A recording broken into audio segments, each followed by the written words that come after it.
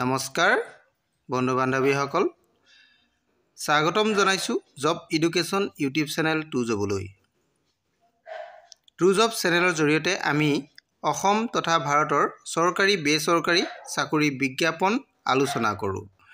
আজিও ঠিক তেনেধৰণে এটা বিশেষ বিজ্ঞাপনৰ বিষয়ে আলোচনা কৰিম।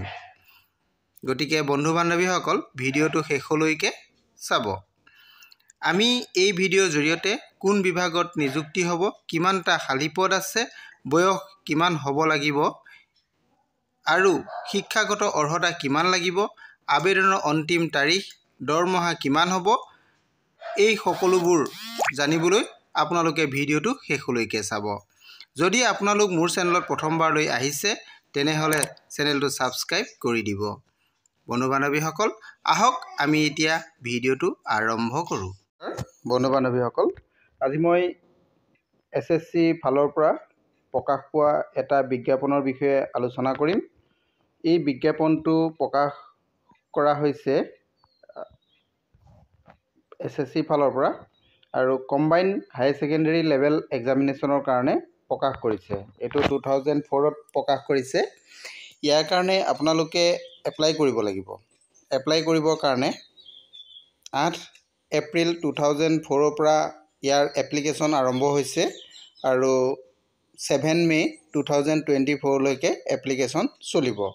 আৰু ইয়াতে লাষ্ট ডেট যিটো আছে দিয়া হৈছে সেই লাষ্ট ডেটত ৰিচিভ কৰা হ'ব আপোনালোকৰ 7 মে 2024 23 সময়লৈকে।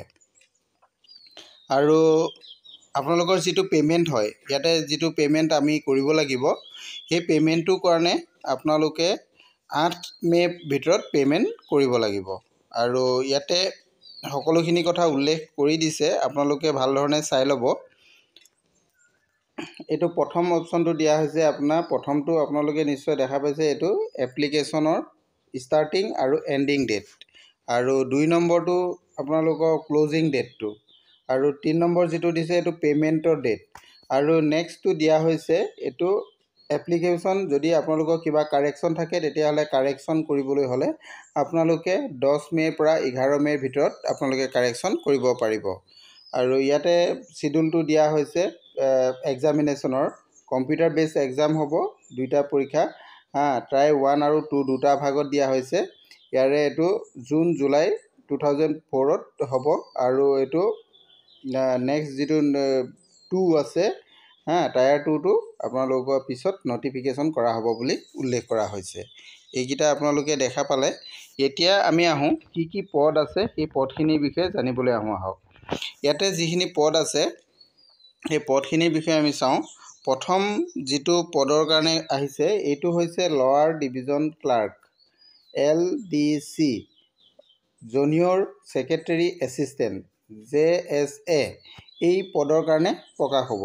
এই পদত আপোনালোকৰ পে'মেণ্টটো হ'ব 2 পে'মেণ্ট হ'ব, লেভেল 2 হ'ব। আৰু ইয়াৰে দৰমহাটো 19,900 টকাৰ পৰা 63,200 টকালৈকে দৰমহাটো হ'ব এইটো। আৰু ইয়াতে পদ টোটেল কিমানটা আছে মই সেইকেইটাও আপোনালোকক দেখাই দিম, আপোনালোকে ভিডিঅ'টো শেষলৈকে চাই থাকক। তাৰপাছত নেক্সট যিটো পদ আছে এইটো পদ আছে data entry operator. Data entry operator ইয়াৰ দৰমহাটো 25,500 টকাৰ পৰা 81,100 টকালৈকে দিয়া হৈছে।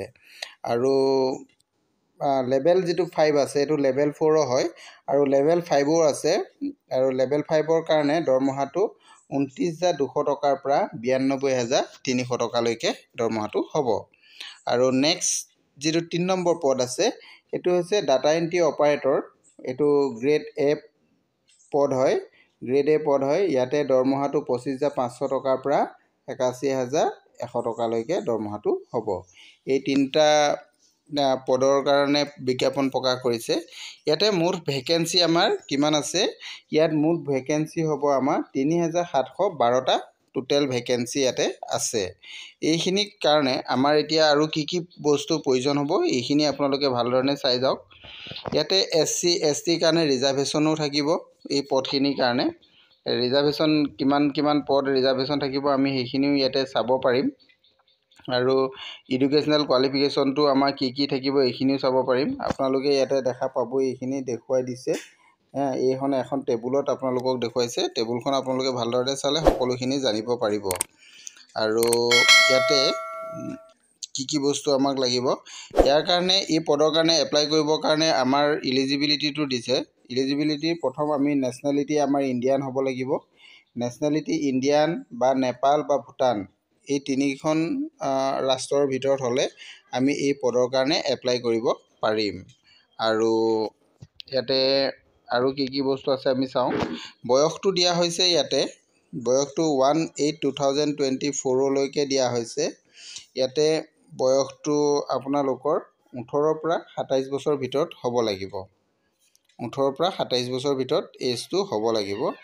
আৰু মানে আপোনালোকৰ বৰ্ণটো জন্মটো 2/8/1997 পৰা 1/8/2006 ভিতৰত জন্ম হ'ব লাগিব। তেতিয়া আপোনালোকে এইবিলাক পদৰ কাৰণে এপ্লাই কৰিব পাৰিব। আৰু চাওঁ আহক, ইয়াত বয়সৰ ৰিলেক্সেশ্যনটো পাব আপোনালোকে SC ST OBC MOBC PWBD কেণ্ডিডেটৰ কাৰণে সকলোখিনিৰ কাৰণে ইয়াতে ৰিলেক্সেশ্যন বয়সৰ দিয়া হ'ব।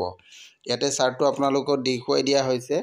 SC আৰু STৰ কাৰণে দিয়া হৈছে 5 বছৰ, OBCৰ কাৰণে 3 বছৰ, PWBD আনৰিজাৰ্ভৰ কাৰণে দিয়া হৈছে 10 বছৰ, PWBD OBCৰ কাৰণে দিয়া হৈছে 13 বছৰ, PWBD SC STৰ কাৰণে দিয়া হৈছে 15 বছৰ, এক্স ছাৰ্ভিচমেনৰ কাৰণে 3 বছৰ, আৰু আপোনালোকৰ বেলেগ আছে। এইটো ডিফেন্স পাৰ্চনেল ডিচেবিলিটিৰ কাৰণে দিয়া হৈছে 3 বছৰ।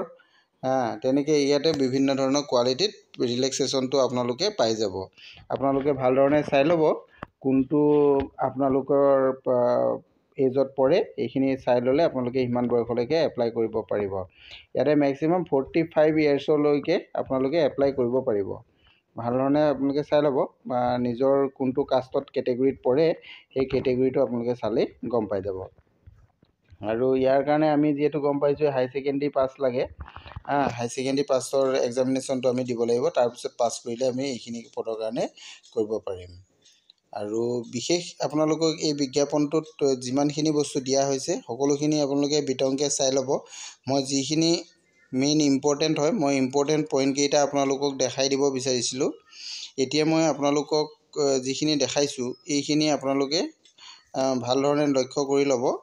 যিহেতু আমাৰ লাষ্ট ডেটটো দিয়া হৈছে 7 মে' তাৰিখে আমাৰ ইয়াত এপ্লাই কৰাৰ লাষ্ট ডেট হয়।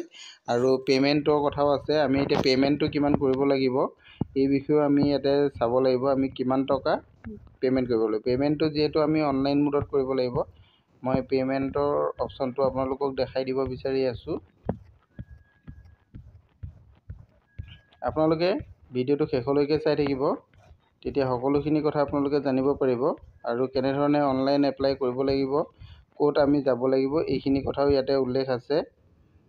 আপোনালোকে এপ্লিকেশ্যন ফৰ্মটো কাৰেকশ্যনৰ ডেটটো দিয়া হৈছে ইয়াতে 10 মে'ৰ পৰা 11 মে'। 10 মে' আৰু 11 মে' দুয়োটা দিনতে আপোনালোকৰ ফৰ্মখন ফিল আপ কৰোঁতে যদি কিবা ভুল হয় তেতিয়াহ'লে আপোনালোকে ফিল আপ কৰি দিব পাৰিব। আৰু এক্সামিনেশ্যন চেণ্টাৰবিলাক ক'ত আছে এইখিনিৰ কথাও ইয়াতে দিয়া হৈছে। এক্সামিনেশ্যন চেণ্টাৰখিনিও আপোনালোকে ইয়াতে চাই ল'ব পাৰিব। আমাৰ ইয়াতে অসমৰ কাৰণে অসমতো ইয়াতে এক্সামিনেশ্যন চেণ্টাৰ হ'ব লাগে। আপোনালোকে মই দেখাই দিব বিচাৰি আছোঁ। North east region Guwahati Dispur দেখিছে আপোনালোকে। ইয়াতে এক্সামিনেশ্যন চেণ্টাৰ গুৱাহাটীত আছে, আমাৰ নিয়েৰেষ্ট ইটানগৰত আছে, ডিব্ৰুগড়ত আছে, যোৰহাট আছে, শিলচৰ আছে, আৰু নিয়েৰেষ্ট আপোনালোকৰ শ্বিলং আছে। এইকেইটাত আমাৰ আছে। আমি এইখিনিতো চাব পাৰোঁ। ইয়াৰে পোষ্টটো আমাৰ আছামতো আছে। এইটো আছাম হয়, আপোনালোকে দেখা পাইছেই। ইয়াতে আপোনালোকে পদৰ কাৰণে চাব পাৰিব। আৰু এইটো এক্সামিনেশ্যন চেণ্টাৰ হয়। আৰু আপোনালোকৰ টায়াৰ 1 টায়াৰ 2 যিটো এক্সাম হ'ব ইয়াৰ কাৰণে পেপাৰবিলাকৰ বিষয়েও আপোনালোকক দি দিছে। এইটো টায়াৰ 1ৰ কাৰণে।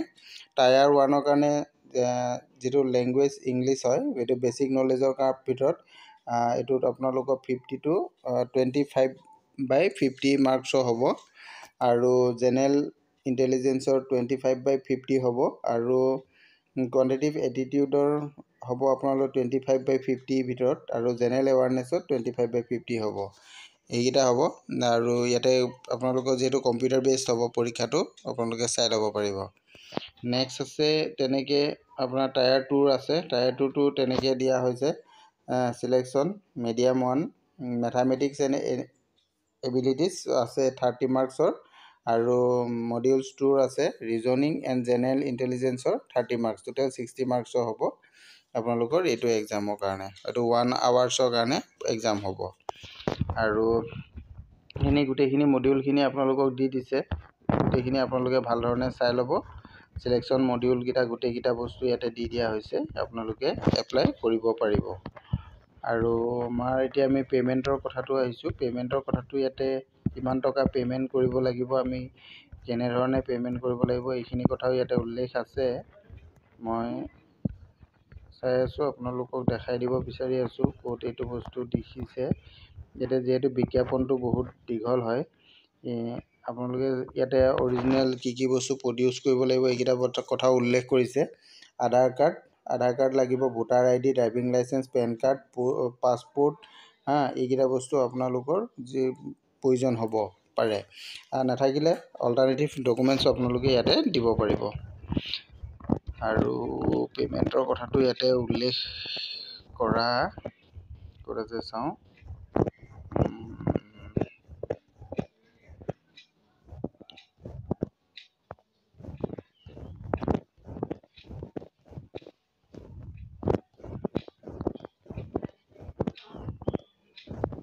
আপোনালোকে বিজ্ঞাপনটো মোৰ ভিডিঅ'ত ডেছক্ৰিপশ্যনত গ'লেও পাই যাব। ভিডিঅ' ডেছক্ৰিপশ্যনত আপোনালোকে যেতিয়া যাব, গ'লে আপোনালোকে ইয়াৰ লিংকটো পাব। অফিচিয়েল লিংকো থাকিব, অফিচিয়েল লিংকত গ'লেও আপোনালোকে চাব পাৰিব। মই বিজ্ঞাপনটো আপোনালোকক দি দিম, আপোনালোকে তাৰ পৰা গৈ উলিয়াই ল'ব পাৰিব। মই যিটো অফিচিয়েল ইয়াৰ লিংক, সেই লিংকটো মোৰ ভিডিঅ' ডেছক্ৰিপশ্যনত দিম, আপোনালোকে তাৰ পৰা উলিয়াই ল'ব পাৰিব। আৰু তেতিয়া বিতংকৈ আপোনালোকে চাই ল'ব পাৰিব। ইয়াতে পে'মেণ্ট অপশ্যনটো মই দেখা পোৱা নাই, কিমান টকা পে'মেণ্ট আমি কৰিব লাগিব। অপশ্যনটো আপোনালোকে ভাল ধৰণে চাব। মই ইয়াতে দেখাই দিয়াত কিছু অসুবিধা হৈছে, গতিকে মই দুখিত। বন্ধু বান্ধৱীসকল, আপোনালোকে বিতংকৈ চালে সকলোখিনি ধৰিব পাৰিব। Thank U.